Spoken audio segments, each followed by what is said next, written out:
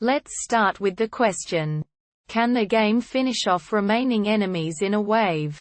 On several occasions I've noted that the last enemy, I can't recall if this has happened to multiple enemies, in a wave disappears or is presumably killed by the game if it takes long enough for the players to find. This is common on larger maps such as Mountain Pass and Farm. I've also played extensively solo, so there is no change that another player finished the specimen. KF1 was criticized for the occasional need to search for the remaining enemy. Wise. As the match won't progress until everything is dead. Another annoying situation can come up when you're trying to find and kill the final enemy in a wave.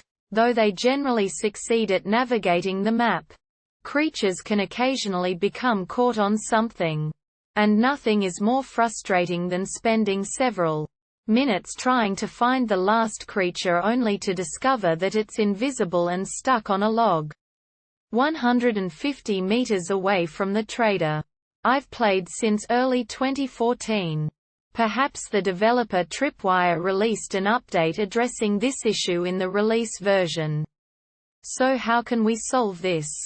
There's one possible answer. Answer 1. I don't believe Tripwire ever officially noted any mechanics regarding this in any patch notes. This mechanic was probably used just so people wouldn't get stuck on waves, because there are many times that crawlers and clots get stuck on boxes.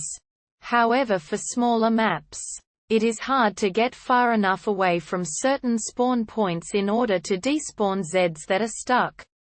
From my experience, well over 300 hours, once you get around 5 Zeds remaining in a wave, the game will check to see the distance of each Zed from the player. If the Zeds are too far from the player, they will begin to die off one by one.